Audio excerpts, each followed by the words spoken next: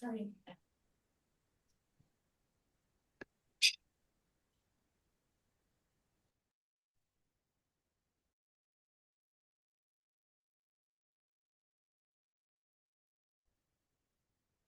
Hello, everyone, and thank you for joining us today for the California Consultation Series hosted by Circular Action Alliance, or CAA.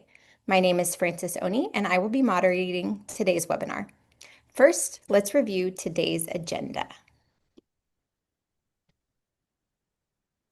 We will introduce our panelists, then we'll give an overview of CAA and SB 54. Next, we'll have a presentation on reimbursement MRF cost analysis, followed by a Q&A period. We'll finish off today's webinar by reviewing important next steps. With that, let's meet today's panelists. Emily Coven is CAA's California Executive Director. Igor Chugol is Director of Strategic Projects and Program Planning. Susan Robinson is a Technical Advisor. Dave Youssef is Program and Policy Advisor, and Francis Fayou is Recycling Operations Manager. I want to highlight a few important reminders. Today's presentation is intended for informational purposes only. CAA is not a law firm and does not provide legal advice. If you need legal guidance, please consult with your own counsel. Next. Thank you. We want to underscore our commitment to compliance with federal and state antitrust laws. As participants, we need to avoid discussions around pricing, market allocation, or other topics that could create even the appearance of anti-competitive behavior. A few housekeeping notes. This webinar is being recorded, and both the recording and the slide deck will be available on CAA's California Consultation webpage. After today's webinar, you'll also receive a link to a questionnaire. We encourage you to complete it within 30 days, as your input is essential to shaping a practical and effective program plan. Please use the Q&A feature to submit your questions, and we'll address as many questions as possible during the Q&A portion of the webinar. All participants will remain muted throughout this session. CAA provides updates on program plan development at the Producer Responsibility Advisory Board meetings, which anyone can attend by registering on CalRecycle's website. We want to encourage you to register and attend the remainder of CAA's California Consultation Series webinars. Next slide, please. You can find the link that we'll put in the chat now. And I would like to hand it over to Emily Coven, CAA's California Executive Director. Thank you, Frances. So I am just going to go through a little bit of an introduction to CAA for those of you who are not familiar with our organization. And for those who are, I'm sorry if you've had to hear this a couple times before, but you could just tune out for a few minutes and tune back in. So next slide. First of all, just kind of want to talk about what is CAA. So we are the U.S. Paper and Packaging Producer Responsibility Organization. We are a nonprofit, and we are founded by the companies that you see on your screen here. And we have been approved to be the Producer Responsibility Organization for packaging EPR laws in California, as well as Colorado, Minnesota, Oregon, and Maryland. Next slide. So in terms of who we are and where we are a remote organization. So we have employees all over the country. We have state teams set up in, mainly in Oregon, which was the first state to go live. They're actually up and running with the EPR program right now for packaging. Colorado is not far behind, and California will be the third state. And Minnesota and Maryland are not far behind as well as these, as well as the other states that you see on here. So we have teams set up in all these states, which is great, especially Colorado and Oregon, because they've gone ahead. We can learn from them. We're not reinventing the wheel here. We have colleagues in Oregon who can tell us how things are going there, and we can learn from them. We also have a bunch of team members, CAA in general, who are from Canada, and that's because Canada was really ahead of the game with EPR for packaging, and they've been up and running there for several years, and so we've learned a lot from those colleagues as well.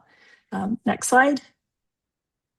In terms of what a producer responsibility organization actually does, we do a whole bunch of things, and I won't go through this in great detail now, but you can download the presentation and look at this in your own time. But we basically, we start, all of our processes are always going to start with consultation, and that's what we're doing right now. So this is where we are really trying to reach out to the community and engage interest holders and find out from you, what do you think? So this will be my first of probably several asks for you to contribute to this process by filling out the questionnaire at the end. You can fill that out anytime over the next month and really let us know what you think. We want your voice to be heard in this process. We'll take everything that we've heard from the community, use that to develop a plan. We submit that to the state on June 15th. Hopefully they approve it in short order so we can get up and running with the program in 2027. Once we're up and running, we collect fees from producers. Well, we actually collect some in advance as well, but mainly once we're up and running, we set the fees, we collect the fees. The producers are incentivized through the way the fees are structured to change their packaging design.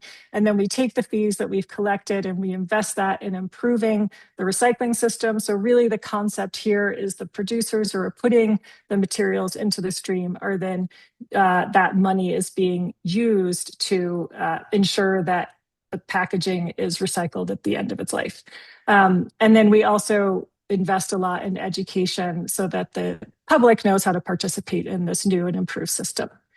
Next slide. One thing I would like to clarify, because it is a point of confusion for almost everybody, is what does CAA do versus what does CalRecycle do? So our job is planning and implementation. So we're figuring out what the plan is, and then we are going to actually enact the plan. CalRecycle, on the other hand, is regulatory. So they are the ones setting the regulations, and then they will be overseeing CAA and making sure that we're doing what we have set out to do. So sometimes you may come to CAA with questions, and you may even ask questions today in this webinar where we'll say, that's a CalRecycle question. And likewise, you may go to CalRecycle and they may kick you back over to us. So we're trying to get this kind of laid out. I won't go through all of these, but again, if you download this after the presentation and review it, it'll give you a better sense of who does what in this sort of network of people enacting SB 54. Next slide. So the overarching goals of SB 54, as you're probably aware, are audacious. They are to hit recycling rates for plastic that no one's achieved before, which is 65% for single-use plastic. And we're also looking to reduce by 25% single-use plastic, and 10% of that coming from reuse or refill or elimination of the packaging altogether. So that those two are our responsibility as CAA. We work with all the producers, and these are sort of producer-wide obligations. So not every single producer has to reduce by 25%, but across the spectrum, we need a 25% reduction. And across the whole ecosystem, we need the 65% recycling rate. Separate to that, there's another requirement on individual producers that every single producer has to ensure their packaging is recyclable or compostable by 2032. These are the 2032 targets. There are targets in 2028 and 2030, but this is sort of ultimately where we're heading with all this and what our plan is really focused on. Next slide. So in terms of your input, we are developing this program plan. It's going to be a really big document with a lot of details, and it really should reflect the needs of the communities. And so that's what I'm looking for ideas for. We're really, really hoping that you will contribute your ideas to this plan. And I do want to set that there are some boundaries. Like, we want all the ideas, we want all the crazy ideas. There's no bad ideas, but also know that we are working within some constraints. So we have legal constraints. Everything we do and put into the plan has to follow the statute and the regulations for SB 54. We're working with time constraints. We have to get things done in 5 years. We don't have the luxury of 20-year plans. We have to operate within financial constraints. We will be collecting a lot of fees from producers, but not infinite. So we do have to be cost efficient. And we're still operating within uncertainty. So biggest uncertainty is we don't have final regulations, but we're, trying to work within that. So, have your ideas, sort of take these into consideration, but please, please, please send us your great ideas and your concerns and your questions, and we'll really do our best to make sure they're all addressed in the plan. Next slide. So the final thing I just want to mention is we have an amazing opportunity here in California. By the time that SB 54 is fully implemented, this will be, no question, the biggest packaging EPR program on the planet. I kind of keep hearing all eyes are on California. The world is looking on California. It's really true. Like, we have an amazing opportunity here in California to set new standards, to achieve things that have never been achieved before. It's a really awesome opportunity, but it's going to take a lot of work and it's going to take a lot of good ideas. So once again, encourage you to participate, because your participation goes beyond the boundaries of the state of California. We're already big. We got 40 million people. I know we're a huge economy, but really there's a remarkable opportunity for impact here. So thank you all in advance, and I'll pass it over to the team to get to what you're actually here to hear about. Awesome. Thank you, Emily. And thank you all for being here today. So this is the first in, I guess I would say, our mini series on reimbursement. The first was the overall reimbursement and payment methodology. And next we covered collection cost reimbursement. Today, we're specifically going to focus in on how reimbursement applies to recycling facilities. As Emily said, same thing. If you've listened to the previous webinars, there may be a little bit of redundancy, but we're really trying to focus today on MRFs. And so we've got some information very specifically around that. So California is unique, as we know, in the level of MRF investments that have already been made throughout the state.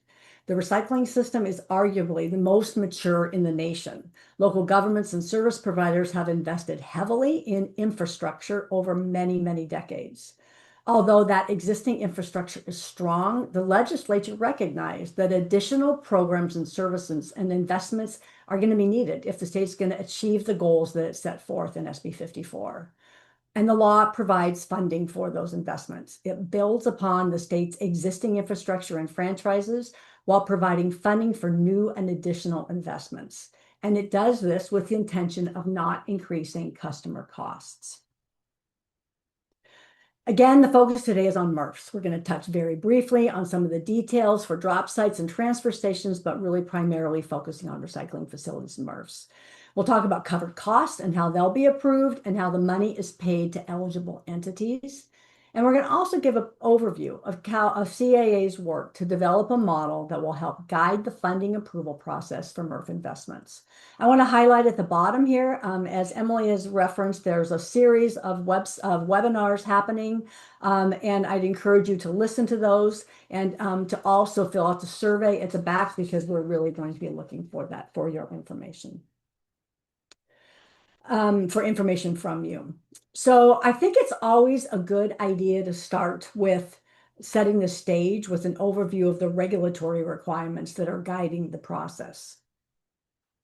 Under SB 54, the PRO is responsible for identifying and funding eligible covered costs. To be considered a covered cost, the regulations establish 3 criteria that must be met. First, the cost must be incurred after January 1st, 2023. Second, reimbursement costs are those that exist only because of SB 54 and that would not have been incurred without the law. And finally, the PRO must determine whether the cost is an eligible covered cost for funding. In a nutshell, the law gives the PRO responsibility for developing the process for determining and paying covered costs, and also for developing and determining the extent to which a cost is a covered cost. The law protects the state's existing systems while giving the PRO responsibility for determining new and additional costs incurred by local jurisdictions, recycling service providers, alternative collection systems, and others in support of the implementation. So CAA is in the process of developing that methodology now, and we're hoping that you can listen today, and that, as Emily pointed out, that you can give some feedback on the surveys that you'll see at the end of this webinar today. Another regulatory consideration that's important is in the funding process is the requirement for all covered materials to be recyclable or compostable by 2032. You've likely heard the term CMC list. This is a long list of 95 materials called the Covered Materials Category List, or CMC for short. SB 54 requires that the materials on this list are 100% recyclable or compostable by 2032. For material on the CMC list, CalRecycles established a three-part threshold to determine when a CMC material is considered recyclable. First, it has to be included in at least 60% of the state's recycling programs and population. Second, the material must be sorted into a defined stream for recycling by large volume transfer facilities or processing facilities. They must be covering 60% of the recycling programs statewide. And finally, the material must go to markets that are consistent with the requirements of the Basel Convention. Materials that meet all of these criteria are considered recyclable for the purpose of SB 54. This list of recyclables plays a really important role in the funding process, since CalRecycle's list of recyclables are required to be included in local jurisdiction recycling programs. Now, for the most part, the list of required recyclables are the things that are in most programs across the state right now, but there are going to be a number of materials that will need to be added to various programs across the state before January 2027 in order to be compliant with this part of the law. So CAA will be working with jurisdictions to make sure that they achieve those goals. Importantly, CAA will also be working to ensure that all of the 95 materials on the broader covered material list are able to meet CalRecycle's criteria for recyclable or compostable by 2032. This is a key area of focus for CAA. So now it's time to talk about how this is all going to actually work. We've heard loud and clear from folks across the state that the process needs to be efficient, simple, and timely. We've taken this feedback seriously, and we're working to ensure a process that applicants can maneuver through with ease. At the same time, CAA has to obtain sufficient information to determine whether or not a project qualifies as an eligible covered cost. This is the balance that's going to be, and we're really working to try to achieve here. The process will start with an online portal. This is expected to launch in early 2026 with applications accepted online. Funding eligibility will be retroactive to January 1st, 2023, even though funding can't actually be distributed until 2027 when the program is implemented. So some of you may have seen this slide. It outlines the basic steps of the application and funding process. It starts with the submittal of an application online for funding. CAA will evaluate the application using pre-established criteria for cost coverage criteria that draws from the statute. These criteria include information about the project to ensure that it will improve the state's recycling infrastructure and will increase the quality and quantity of recyclables in the system. Then, before making a final determination about whether a project meets the covered cost criteria, CAA will work with the applicant to verify information and then we'll make a funding determination. This paves the way for the contracting process in step 4, and finally for disbursement of funds. We envision that some projects will be handled primarily online through the portal, and then others will likely need more staff support and consultation along the way. This methodology is intended to ensure an efficient system with support available to applicants. And at the same time, the process allows CAA to obtain the information it needs to be able to assess each project for funding. So, what is funded? Well, the statute actually provides guidance on categories for covered costs that will be funded by CAA. These categories covered a variety of types of categories, including collection services, infrastructure investments, processing, source reduction, and innovative initiatives. Some of the projects will require capital for facilities and equipment, while others will require funding for operating costs like fuel and labor. Public education and outreach, as well as administrative costs that directly support SB 54, are also eligible for funding. The goal is for funds to be used to strengthen local systems to meet each community's unique needs while driving the entire system forward to satisfy the state's regulatory requirements. Here are some examples of costs that would be eligible for funding. As an example, let's say that a local community doesn't currently accept rigid single-use polypropylene in their curbside program. They'll need to add it by January of 2027, since it's on CalRecycle's required recycling list. If their MRF needs new equipment and storage capacity to handle polypropylene, the new and additional costs of both equipment and labor would be eligible for funding. And here are some of the potential costs to be funded at drop sites and transfer facilities. Our consultants are still researching and analyzing gaps for rural areas, but you can get a sense of the types of this from this slide of the types of costs that will be eligible for funding at these facilities. Next, let's shift to talk about the cost analysis for MRFs. Last spring, CAA enlisted the support of several consultants to review the cost of recycling in California. The goal of the project is to understand the 2022 baseline cost for recycling, as well as any new investments needed to meet the goals of SB 54. This information will be used to build a budget for the program plan that's required for CAA and that will be submitted in next June. For the recycling processing portion of the analysis, the consultants have surveyed and interviewed dozens of MRFs to understand the operating cost. Since not all MRFs are willing to provide actual cost, the consultants have also developed a model. This model will help with the budget development process and will also be a valuable tool to help assess funding applications. So Crow LLP was enlisted to do this work for CAA. They identified 78 MRFs that accepted commingled recyclables in 2022. To establish a representative sample, they selected 45 varied MRFs, different sizes and ages, equipment variations, and varied geographies.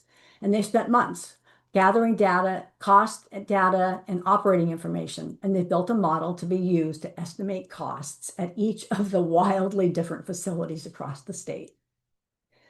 So let's look at this process and the project in a little bit more detail here. We needed a consistent year for gathering cost information. Since funding starts in 2023, it made sense to use 2022 as the base year for new and additional comparisons. Adjustments will be made for cost of living and other actual cost increases over time. Crow worked to obtain information on actual costs from MRFs wherever possible. They've also used publicly available cost studies and have gathered operating information to help build a criteria-based modeling process. Their outreach has been extensive, from emails to phone surveys and one-on-one conversations, on-site visits, and webinars. All information being used is either public information or has been obtained under an NDA with the service provider. Confidential information will not be shared, period. On the right side of this slide are some of the basic questions that Crow's asked of MRFs, ranging from related questions to the types of customers actually served at that MRF. So the list on the right side of this slide includes some of the criteria that is being used to drive the outcome of the model. These include material types, tons processed, labor costs, and equipment type and age. Using this information, costs are inserted into the model based on the unique characteristics for each facility. It probably shouldn't be too surprising that some of the early modeling results show a really wide range of processing costs across the state, from $120 a ton to $250 a ton, with a weighted average of around $150 a ton.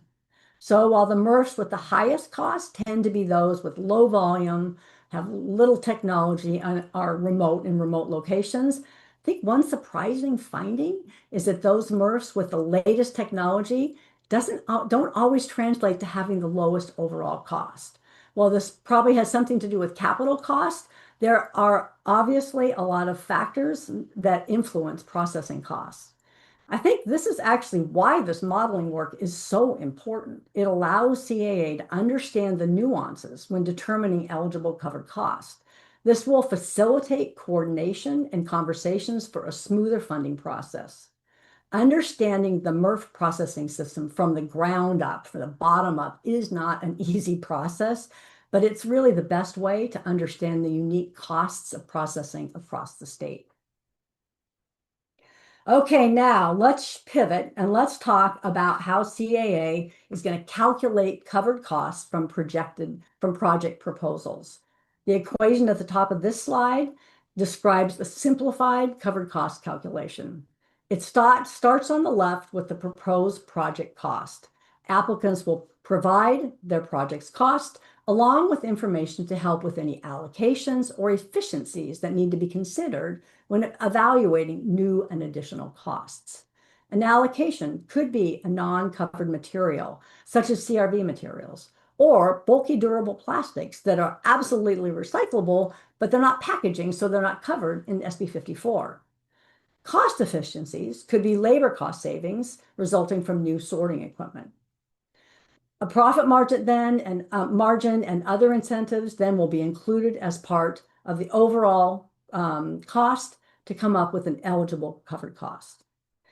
The applicant's proposed cost will be compared to CAA's model cost that we've just talked about. And when there's any discrepancy, verified actual cost will always be able to be provided. Each project is likely to have elements of capital cost, operating cost, and perhaps public education and outreach as well. I think a clear understanding of cost and impacts will facilitate a smoother funding process. Next, what sort of contractual obligations will be required?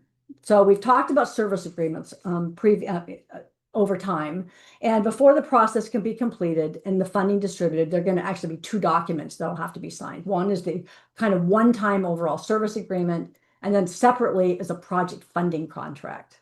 First, the service agreement.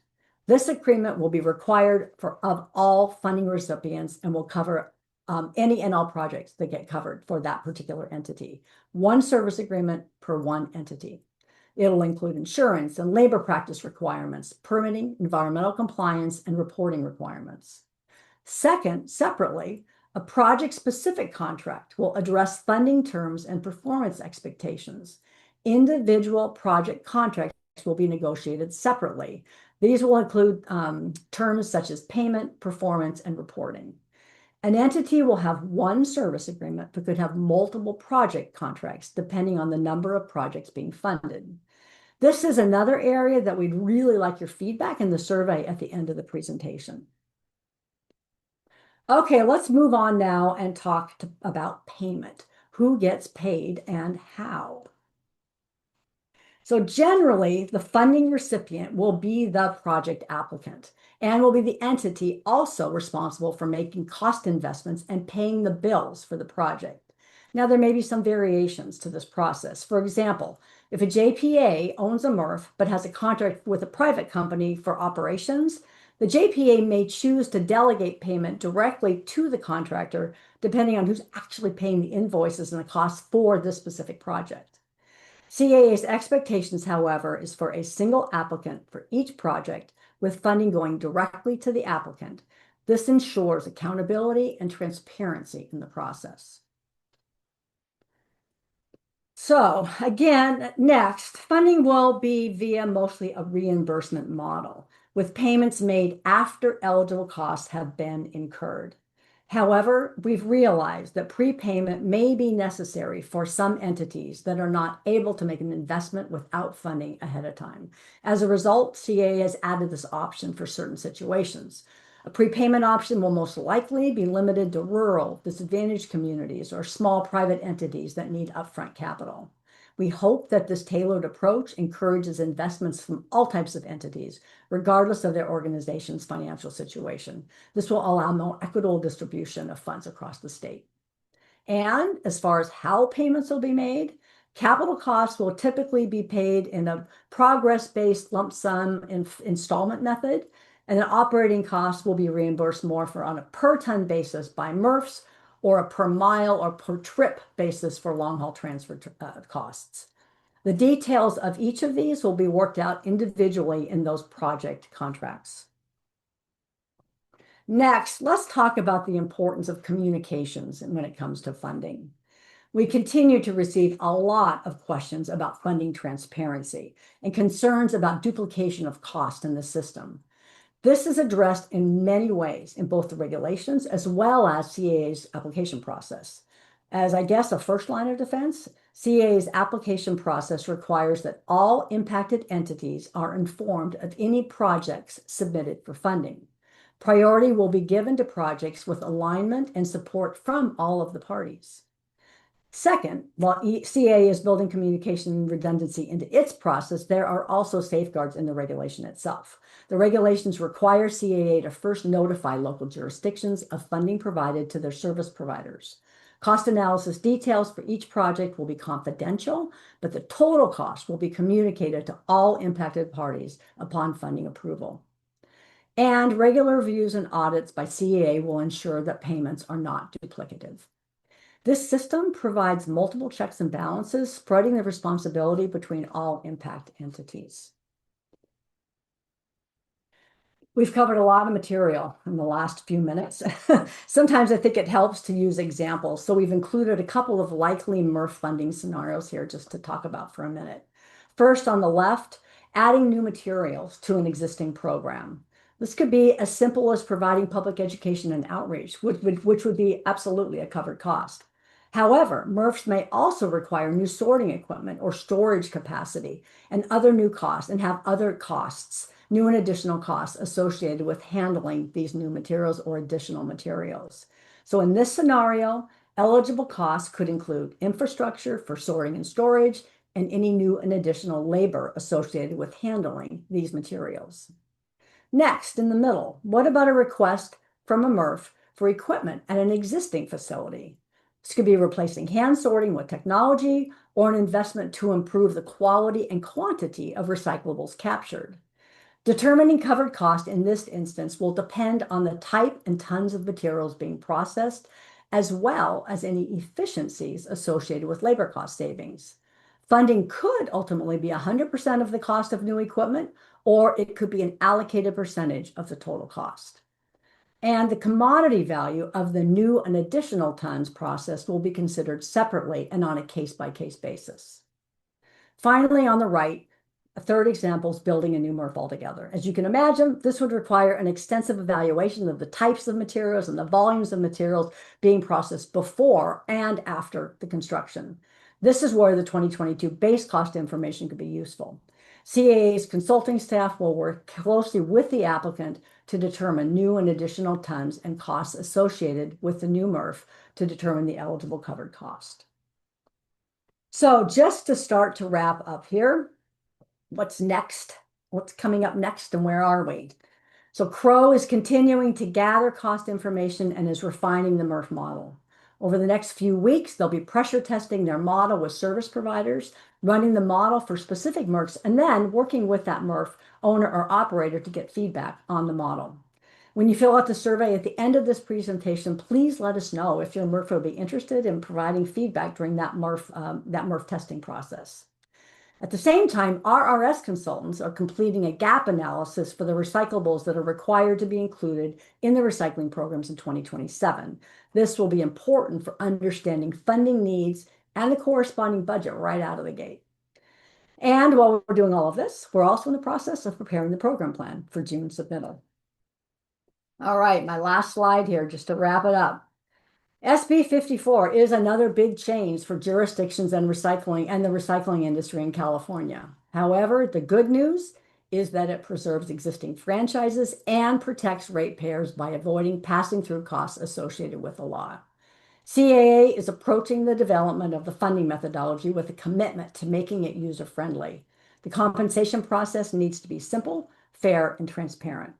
Working closely with eligible entities throughout the process is foundational to CAA's approach. At the end of the day, CAA must achieve its charge of ensuring that the goals of SB 54 are achieved. It's a big task and one that will take the entire system working together. And the key element of its success hinges on funding and on the mechanism to ensure that all interest holders in the system to participate in the process to ensure the success of California's recycling system. That is it for me, Francis. I'm going to pass it back to you. Thank you so much, Susan. With that, we are going to invite Francis Veilleux to come and moderate our Q&A portion. As a reminder, please put any questions that you may have into the Q&A, and we will try to answer as many as possible. But just note there are many participants and we are getting many questions. So thank you for your patience. Thank you very much, Francis. Yes, we are getting a number of questions. We'll try to get through as many as we can. Let's start with some questions about the reimbursement. So one of them is that's happened a couple times, as people are asking, what is the process to obtain pre-approval for projects or in advance so that they know before they incur actual expenses? Yeah, great question. So first of all, let's start by saying reimbursement for expenses that have happened previously back to 2023 will all be a reimbursement process. So submitting invoices, documentation, tonnage information, et cetera. I think what we'll be working towards looking forward, 2027 and beyond, will be to submit through the portal data on your project for funding that will be in the future. Now, so it really that will work through the process, and beginning in 2027, CAA will be able to confirm and determine those covered costs. So that will be, in essence, when the project has been funded. And Igor, I don't know if you want to add anything to that. Feel free to. No, I think this was great. I think the key thing here is that you submit your application well in advance of the project getting started. And given that our portal will be opening in early 2026, advanced applications will need to be likely the applications that are going to be starting in 2027 when the program becomes operational. And then to Susan's point, you have the retroactive funding, which refers to the period of 2023 to 2026. That's that. Okay. And talking about those dates, actually, one of the questions we had is if you could repeat the date that facilities must accept covered materials. So the way that the regulations are written, that when a material becomes a covered material, jurisdiction has 1 year from which it needs to be added to their recycling program. So assuming the next release of the covered material list will be January 1st, we'll be looking at, probably we can look at what's on the list right now, and it's about 45 materials right now. Again, it's generally the materials that are already in most curbside programs across the state. And so the last update will be before implementation will be January 1st, 26. So on January 1st, 2027, the list of required recyclables that is in place on January 1st, 2026 will be required to begin programs. And that will be an evolving list over time. Okay, sticking with the topic of materials, one of the questions was about when you were talking about what one of the requirements to determine if a material was recyclable or not. The question was, would a bale of mixed rigid plastics 3 to 7 be considered a defined stream? Igor, I'm going to let you answer that. Yeah, sure. I mean, if you look at a bale of mixed rigid plastics, 3 to 7, I'd say that would not typically be considered a defined stream under most regulatory or analytical frameworks, let's say. But in the context of California SB 54 and CalRecycle's waste characterization reporting systems, a defined stream refers to a distinct, compositionally consistent group of materials that can be individually measured, tracked, and assigned recycling outcomes, such as, say, PET bottles, HDP jugs, or paper materials. Because the 3 to 7 combines several types of resin with different physical characteristics and recycling pathways, it's really classified instead as a mixed rigid plastics category, which in effect represents a composite rather than a homogeneous stream. If you look at if you go beyond regulation and look at the waste characterization protocols and audit methodologies, the term defined stream has also a similar meaning. What it does is it describes a material group with consistent properties that are suitable for separate quantifications, meaning that they could be measured in a separate way. Mixed rigid plastics, they could be recorded as their own category for data purposes, but they don't meet the technical definition of a single defined stream due to their variability mainly. And then operationally, if you look at this, MRFs may treat 3 to 7 bales as one outbound commodity for handling or market sale, even though from a regulatory and reporting standpoint, it still remains a heterogeneous mix rather than a truly defined stream. So, it depends on the context. The answer is really different. Okay, let's switch a little bit, and the question about reimbursement again. This one is, how will proposed reimbursement be prioritized? So that's a great question, and I think we've talked. One point we made is the through the application process. The first level of priority will be those applications that have full support from all the entities involved. And I think this program is a little bit different in that there's a budget that will happen for every year, but that budget will also be dependent on the eligible covered cost and the needs of the state. So most important is going to be to make sure that that application is responsive to the criteria listed.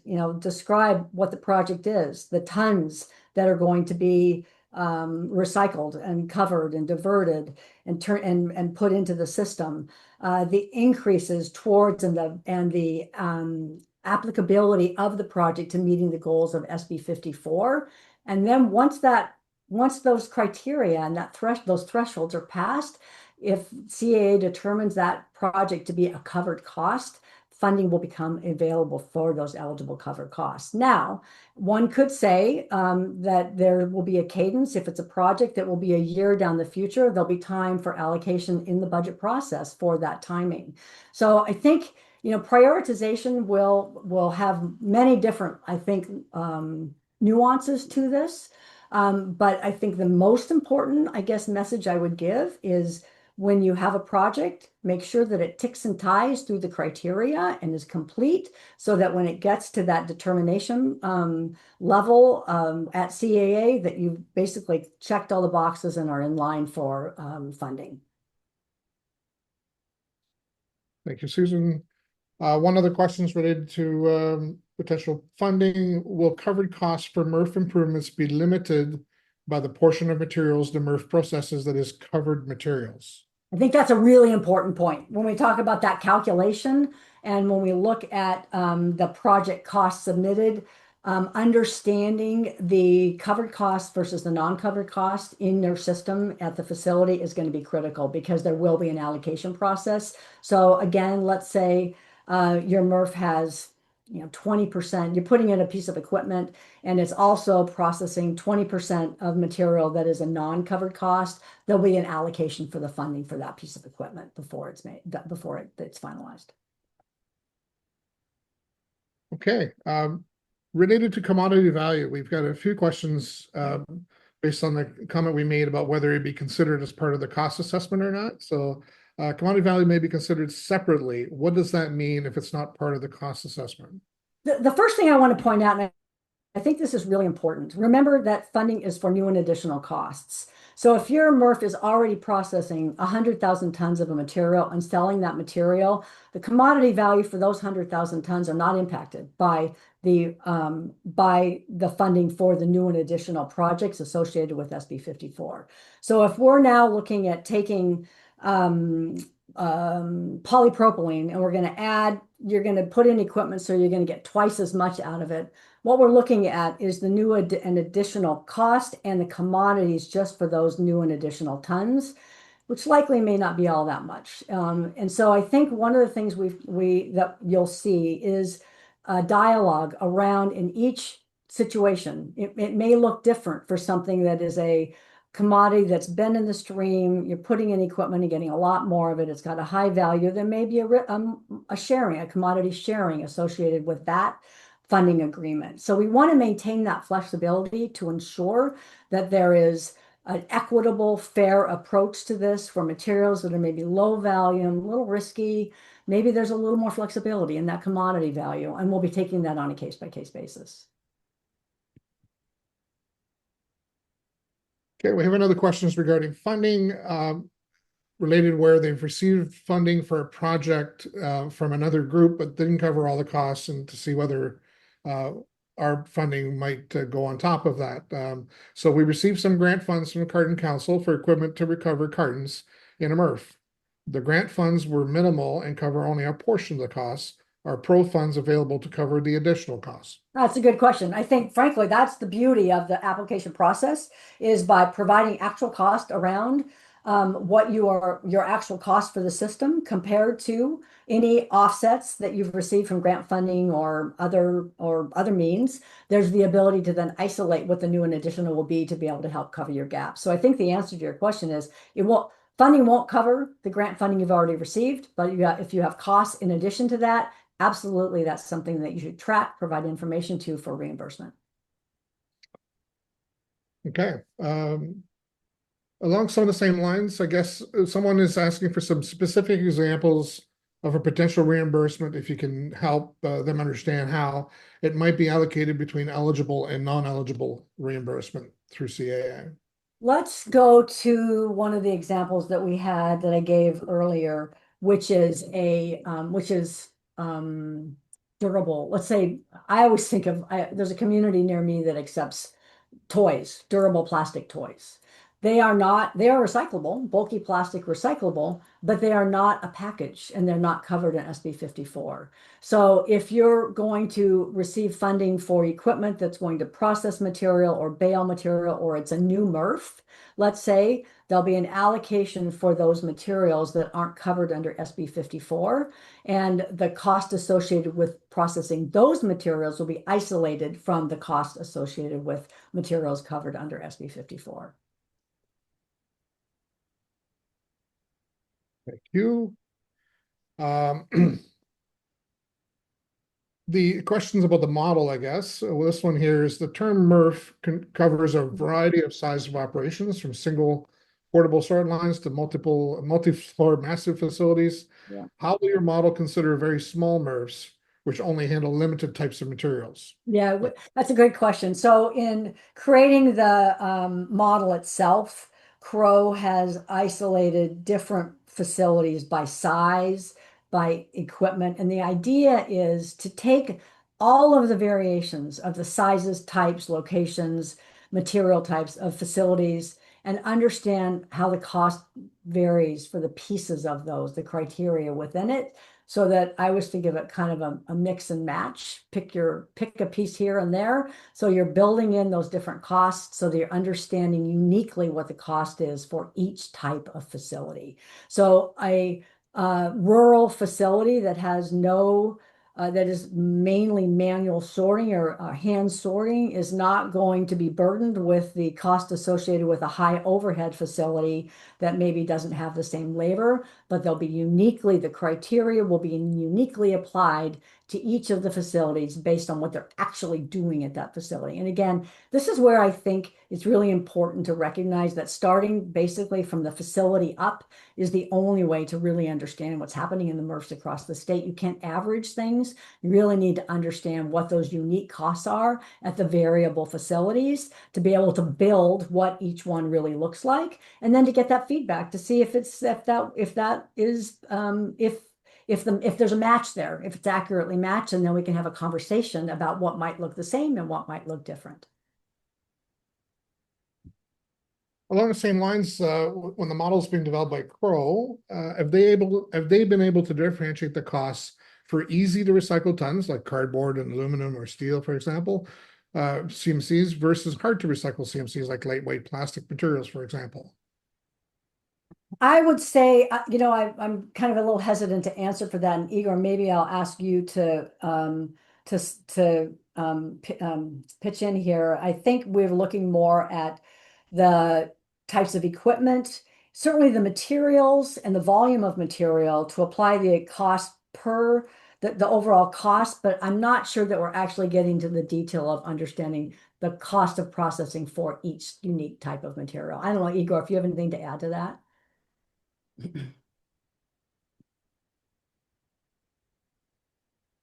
Yes, sorry. So I think this question is really interesting, and I think it refers to the obsolescence factor of that equipment. What we're assuming here is that equipment has been used to process material, and that equipment potentially has been installed a long time ago, and now it's reached the end of its useful life, and it requires replacement.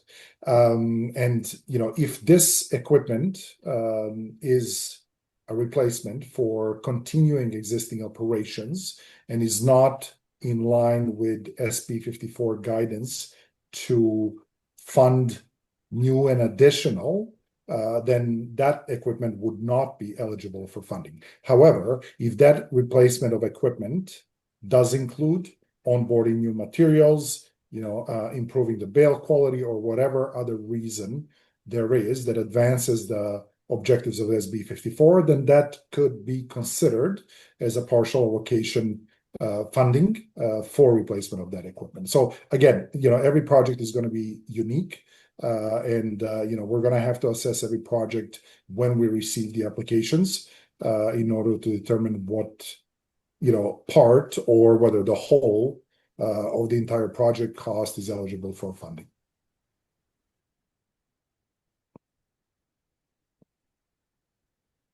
Okay. Thank you, Igor and Susan.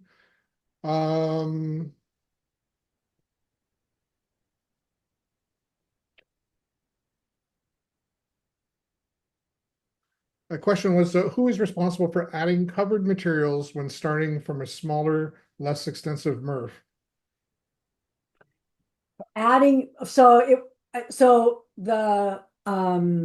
There's two parts to this. I'm going to answer this from two different perspectives. One, if it's a covered material that is on the required recycling list, then the jurisdiction is responsible for making sure that it's in their program. Now, that then requires that the MRF is able to accept that material and process that material. So that will be something that will be, the MRF will have the ability to apply for funding if they are currently lacking the proper either operating ability, space, equipment to be able to make that investment. So that will be a MRF. It will be dependent on the jurisdiction, it's material coming in, but it will be the MRF that will need to make sure that they're able to handle the material from the jurisdictions and the customers that they service, and then they can apply for funding to CAA for additional costs that they're required to be able to do so, to process those materials. Okay. One going back to the portal and reimbursements. So reimbursements can only be applied for through the online portal, correct? Yes, it is. And the portal should be open when in 2026? Early 2026. So the hope is this, is that you will all think about what you're going to apply for and submit an application as early as possible in 2026 when the portal is open. And although we cannot guarantee funding, approve funding, disperse funding, it will absolutely help with the question and answer period. We can talk about things. And then when the program starts in January 27, it will facilitate a much more smooth process for approving funding and dispersing funds to keep things moving as quickly as possible. Okay. This important question here. As a rural jurisdiction that may seek exemption from the requirements to collect all CMCs, I wonder if CAA will still be interested in offering a dollars per ton payment for CMCs collected within this rural jurisdiction. Or will CAA have no relation to the marketing of materials collected from the exempted jurisdiction? You look like you're going to say something. Go for it. I think the intent right now is the CAA wants to improve the system overall in the state. It wants to ensure that everyone has access where possible. And so when a jurisdiction chooses the exemption path, our initial thought is we want to sit down with you. We're not looking to interfere, but we'll want to sit down with you and understand what the challenges are that creates you to apply for that exemption. And my understanding, I think initially from CAA's perspective, we're not looking to challenge it. I think Cal Recycle has pretty much expressed the same intent, as to not challenge the exemptions. And we would use that first year exemption as a mode of sitting down with you and say, okay, what's the issue? Is it the MRF? Is it collection? Is it end market? What is it? How do we fix that and work together so that we make sure that your residents have the same access as all the other residents in the state? So we're not looking to get out of it. We're not looking to ignore that tonnage. We want to work with you to make it happen, but we want to do it together. And I think I just thank you very much. And I think I would just add to that CAA recognizes the unique challenges that different parts of the state have, and the different programs in the state now. I want to go back to the presentation slide, which is there's a long list of CMC materials, and ultimately the goal is for those materials to be able to be recyclable or compostable. And to be recyclable or compostable, there are certain criteria that need to be met. So CAA's charge is to help work towards having those materials be on the required recycling list. So as Francis said, working with you to help to move those materials onto the recycled list is going to be really important. Okay, we had a request earlier to provide some examples about funding for eligible, ineligible, and there's one that's come in the meantime that provides a unique perspective, I guess. And it goes like this: they've purchased an optical sorter for about 1.5 million in July of 2024. The focus of that purchase was for PET recovery, but it allowed us to capture PP and PET thermoform that were previously missed. So they figure that as far as the PET bottles, it's a CRV material, not really eligible, and they understand that part. They're hopeful that the additional PP would be eligible, as they would be able to begin recovering and sell that material as a commodity.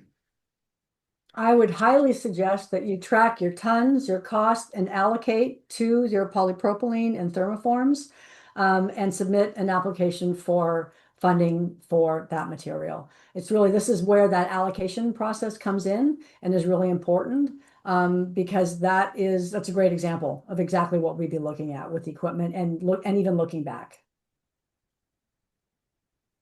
And Susan, if I just may add one thing, and I think the question is correct that SB 54 excludes CRV covered PET bottles from reimbursement, but it allows for reimbursement of capital costs of collection and processing equipment, but generally only for costs that result in new or increased recovery of covered materials. So in this example, to your point, I think tracking, reporting, and understanding of what that allocation is extremely important for that application to be submitted.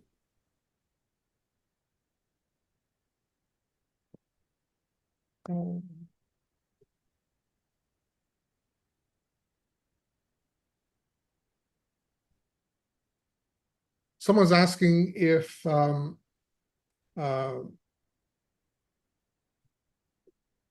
sampling in material recovery facilities to identify recoverable materials that may be trending as recyclable be eligible for reimbursement as a project cost. I think the answer is yes. Igor, you want to confirm that for me or not? Yeah, I think if there is not an existing process to sample materials, and this is now being implemented in order to identify the new and additional costs associated with the newly onboarded covered materials that weren't processed before, I'd say that has a very high likelihood of being eligible for reimbursement.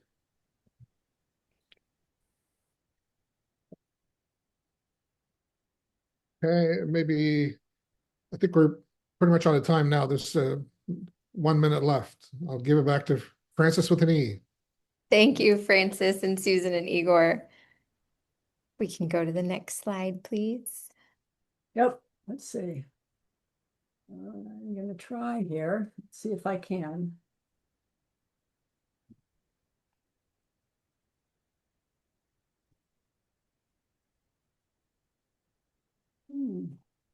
Sorry, I can't.